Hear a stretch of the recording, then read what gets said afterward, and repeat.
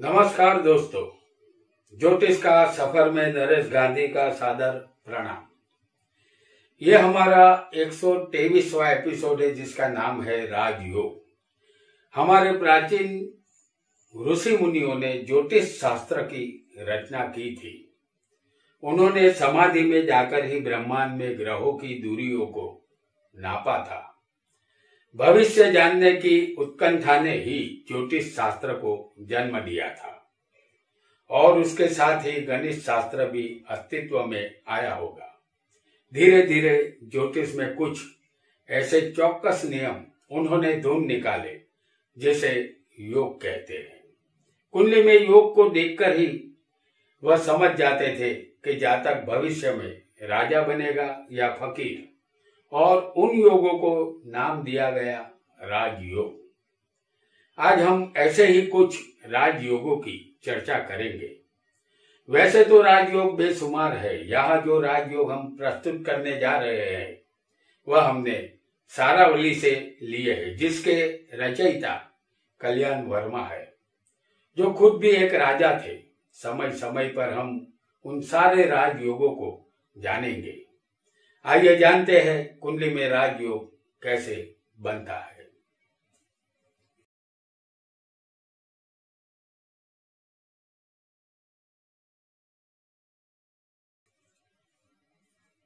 सर्वप्रथम हम आपको बताएंगे पहला राजयोग, जिसका नाम है विज्ञान कुशल राजयोग।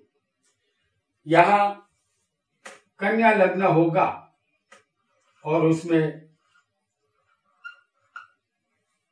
बुध होगा। 5वें स्थान में मकर राशि आएगी और उसमें हम दिखाएंगे आपको शनि और मंगल।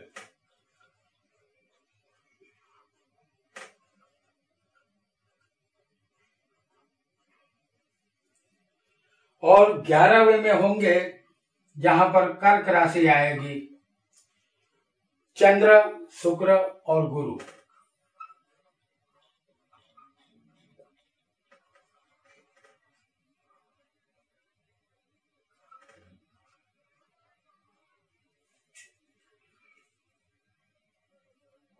लग्न है कन्या, जिसमें बुध बैठा है बलवान होकर, और पंचम स्थान में शनि स्वग्रही है और मंगल उच्च का होता है मकर में।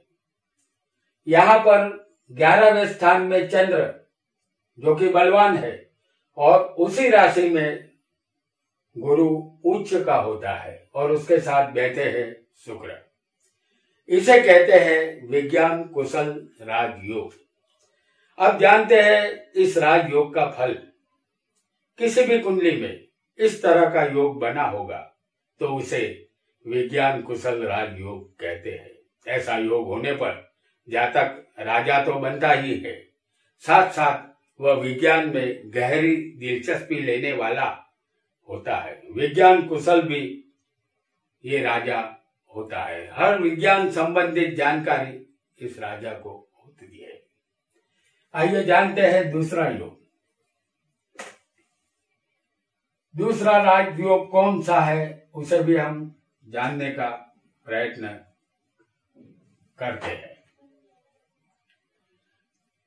हमारे दूसरे राजयोग का नाम है ऐश्वर्य संपन्न राजयोग।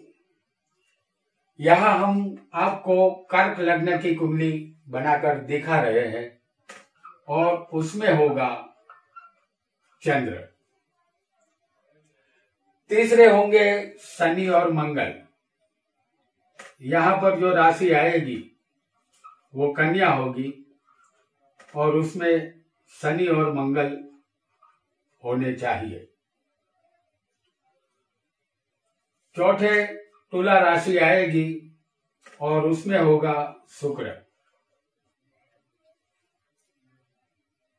यहाँ पर छठे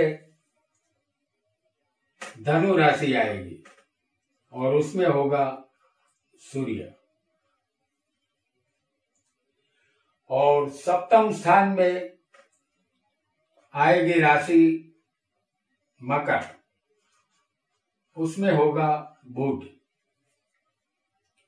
और यहां पर 10वें स्थान में मेष राशि होगी और उसमें बैठा होगा गुरु। यहां पर चंद्र बलवान है, स्वग्रही है।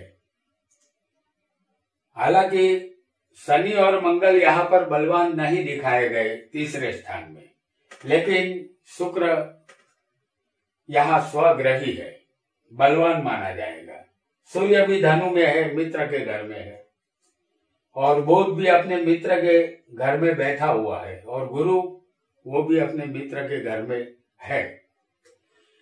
इस राजयोग को कहते हैं ऐश्वर्य संपन्न राजयोग। इस तरह के ग्रह किसी भी जातक की कुंडली में होंगे तो ऐश्वर्य संपन्न राजयोग बनता है। जातक चंद्र के किरणों के समान तेजस्वी होता है, शुभ चामर और राजलक्ष्मी से युक्त ऐश्वर्य संपन्न श्रेष्ठ राजा होता है। अब जानते हैं एक और राजयोग को, क्योंकि आज हम आपके लिए सभी प्रकार के राजयोग लाए हैं। अब जो नया राजयोग है उसका नाम है लक्ष्मीवंत राजयोग। यहां हम वृषभ लग्न की कुंडली आपको दिखाएंगे और उसमें होगा चंद्र।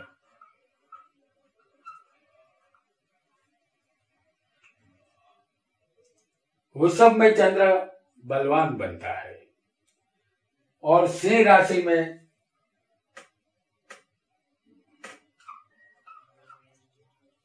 होगा सूर्य।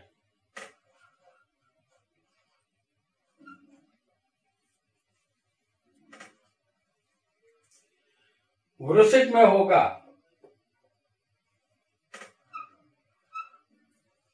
गुरु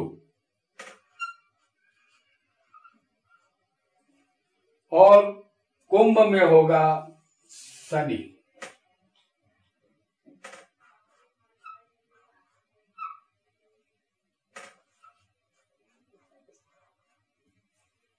कुंभ में हमने आपको शनि बताया है।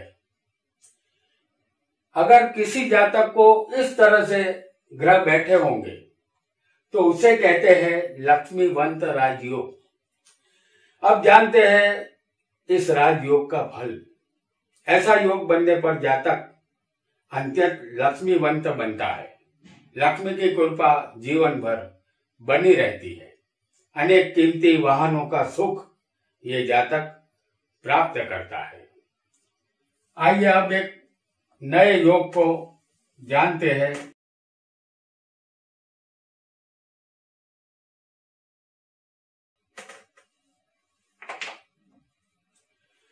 अब जानते हैं इंद्र समान राजयोग।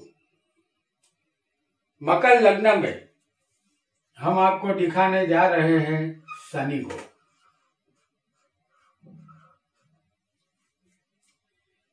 मीन में होगा चंद्र। मीन राशि तीसरे स्थान में आएगी और चंद्र यहां पर मौजूद होगा। और मिथुन में होगा मंगल।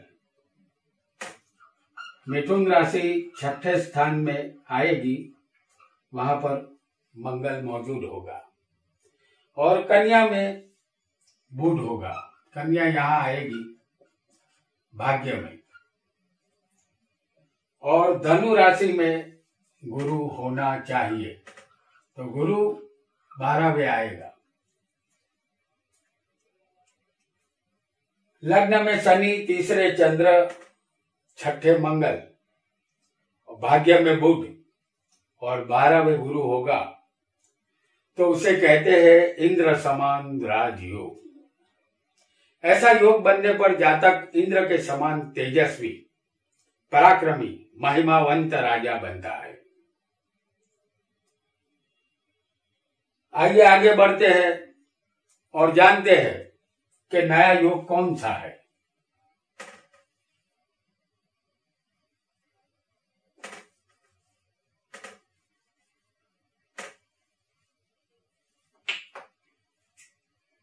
अब जो हमारा योग है उसका नाम है सर्वकला संपन्न राजयोग।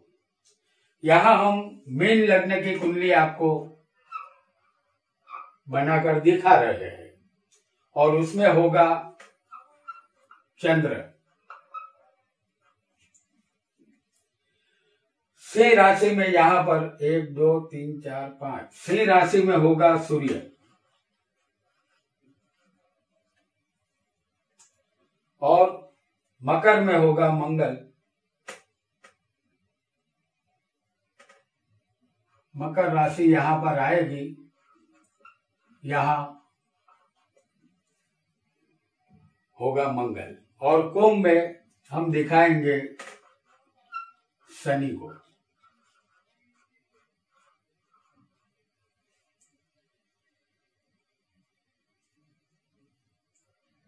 गुरु की राशि में चंद्र बैठा है लग्न में अपने मित्र के घर में।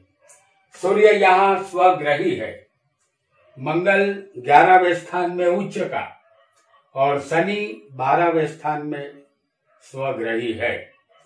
तो इसे कहते हैं सर्वकला संपन्न राजयोग। अब जानते हैं इस योग का फल। ऐसा योग बनने पर जातक सर्वकला को समझने वाला और सर्वकला संपन्न राजा बनता है। तो दोस्तों, आज हमने जातक को राजा बनाने वाले राजयोगों को जाना, जो शायद आप में किसी की भी कुंडली में हो सकता है।